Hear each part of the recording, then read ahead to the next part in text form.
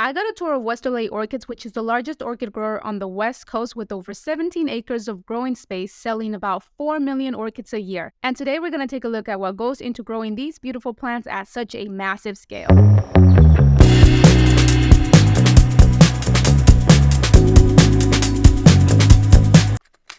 First off, I want you to meet Toine. Toine is the owner and president of Westerlay Orchids, and he was very kind enough to give me a full tour of their facilities. I'm going to be doing a little bit of a voiceover here and there due to the loud fans in the greenhouses.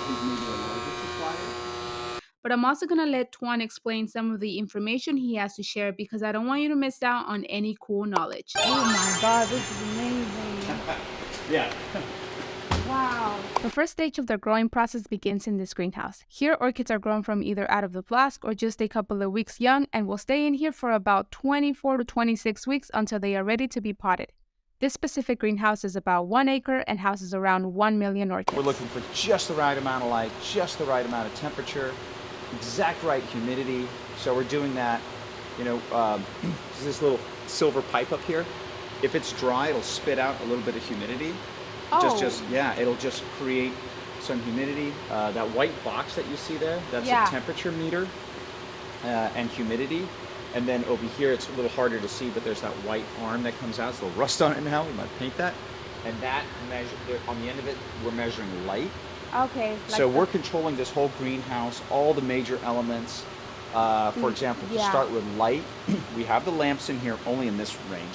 But the curtains, we have a couple different curtains, and they close and they add shade. Right now, because it's pretty gray outside, it's fine, but in a little while as it clears up, those curtains will start to close. So we have just the right amount of light as measured by that, and there's also one that measures the outdoor light. And then for temperature, the main thing is, we got these heating pipes here, and these are pretty warm, so you can feel them. Oh my god. So we're heating, and we got a couple large natural gas-fired boilers that run hot water through. If it's too hot, of course, the window's open, and at night, those curtains will also close to trap the temperature, so we're insulated. Okay.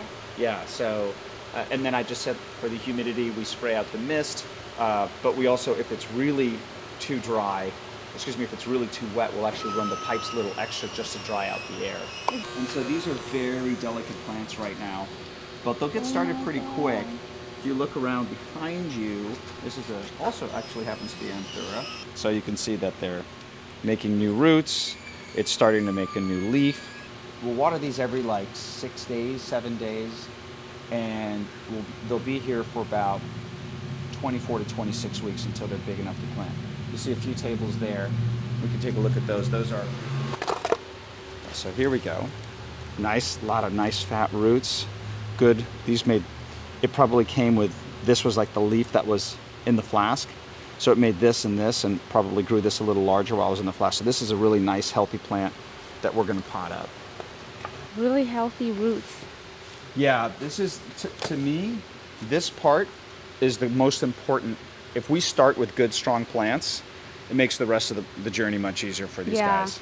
And this plug is just a combination of peat moss, a little bit of coconut, and glue. And it's a very special, specific kind of glue that helps maintain a really good balance between air and moisture. Okay. Yeah, and also doesn't bind up fertilizers. We give very, very little fertilizer to orchids relative to other crops.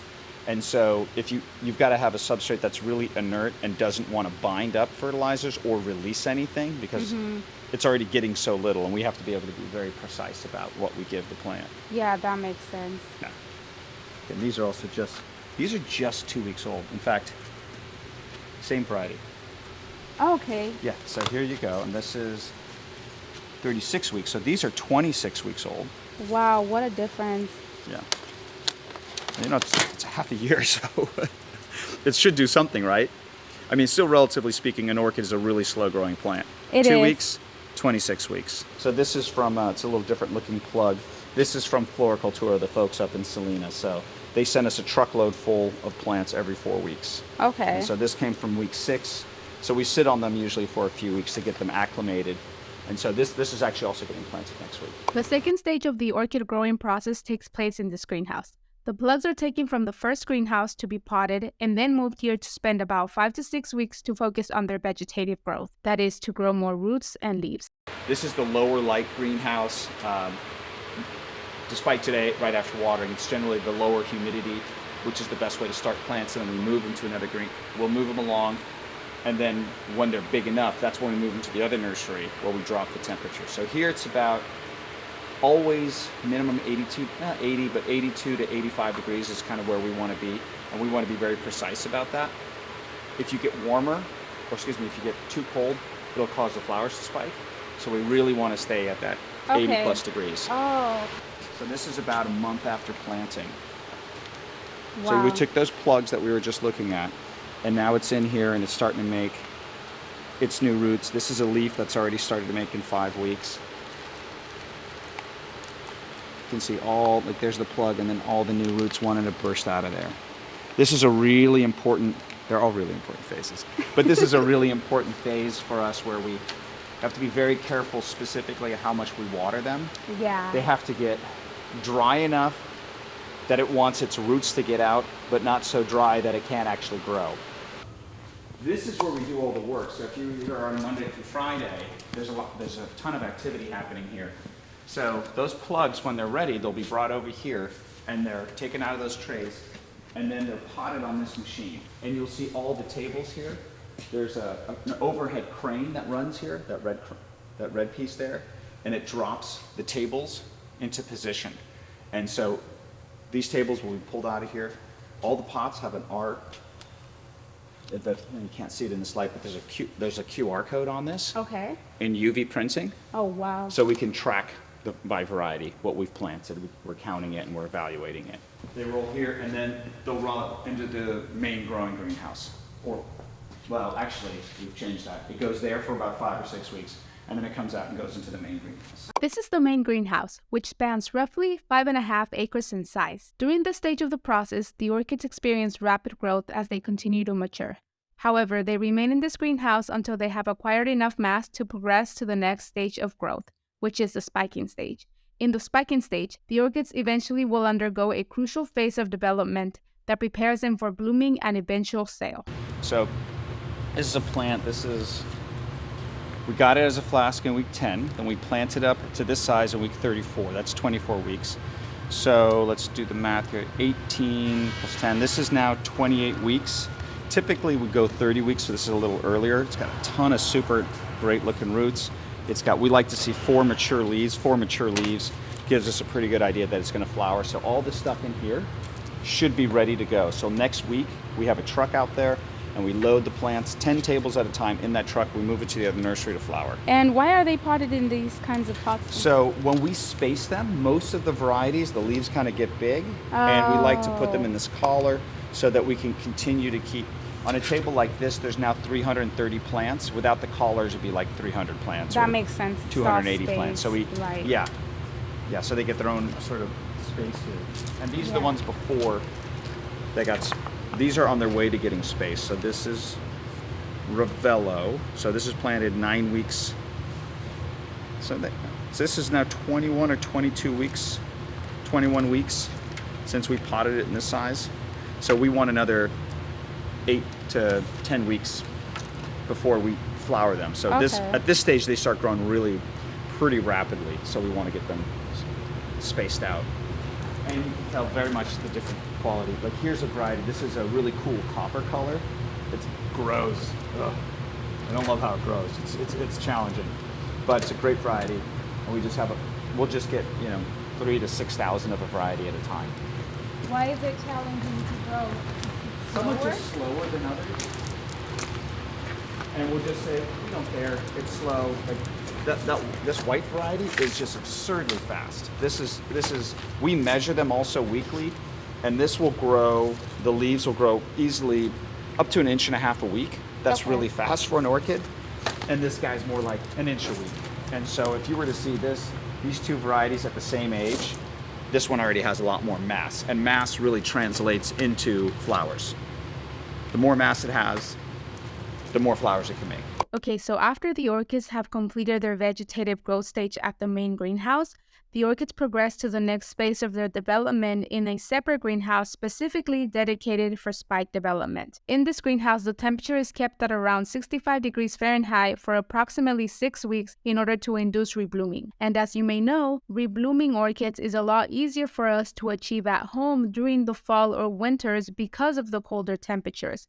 However, at Westerlay and other professional orchid nurseries, they can achieve year-round blooming by carefully regulating the temperature and conditions of each greenhouse throughout the entire year. The plants that were brought from the main greenhouse get sorted out, and if they don't have enough mass, meaning they are too small to develop orchid spikes, they get sent back to the previous greenhouse until they are ready. The orchids in this space, though, receive more light, and again, the temperature drops necessary to begin the flowering process.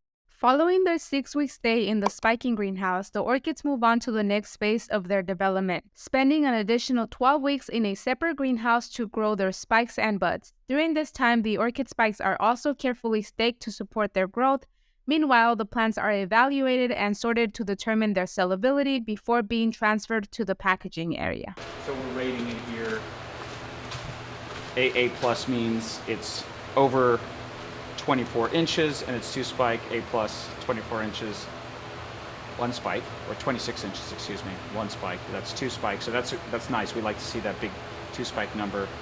V is wah wah. It's still a cute plant, Yeah, but we're it's just so going to sell it beautiful. for less money. or it has might have a physical. That's an eggplant, I think. But it'll have like a physical deformity, like the leaf is snapped in half or something like that. So they're still healthy, they're still good, and we'll find a customer for it, but not to our top end. Those plants were a little early, but generally speaking, we're sorting them when the buds are like this so that they're opening in a week or two. So these are like, once after we sort them, we want them to be sellable in like 2 weeks. A really terrific looking plant. Really like this one. Nice, healthy, this variety pure silk. Good do spike. Beautiful. Yeah, and this is, it's ready to go. It's got probably, we like to see at least 6 flowers on a spike before we consider it a good spike. So this is one with 6, and that's probably at 8 or 9. And finally, we have arrived at the last stage of the entire process, packaging.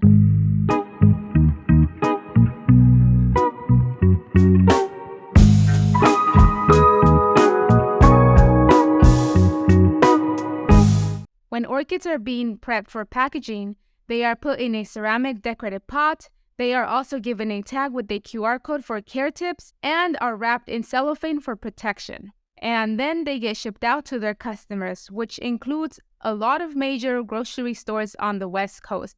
If you find yourself in Santa Barbara County, I recommend that you visit Westerlay's in-person showroom located in Carpinteria. Their showroom offers a variety of options, including orchids, houseplants, and stunning arrangements. And if you're a local resident of Carpinteria, I recommend that you follow Westerlay on Instagram because they often host in-person workshops where they teach you how to make cool arrangements with orchids. Anyways, I'm going to be sharing more information about Westerlay over on my Instagram throughout the entire week, so be sure to follow me there as well. If you enjoyed this video, be sure to check out my previous video where I teach you how to water a Phalaenopsis orchid, and be sure to subscribe so you can watch my upcoming video where I will be showing you how I rescue some orchids that I got from the discount section at Lowe's.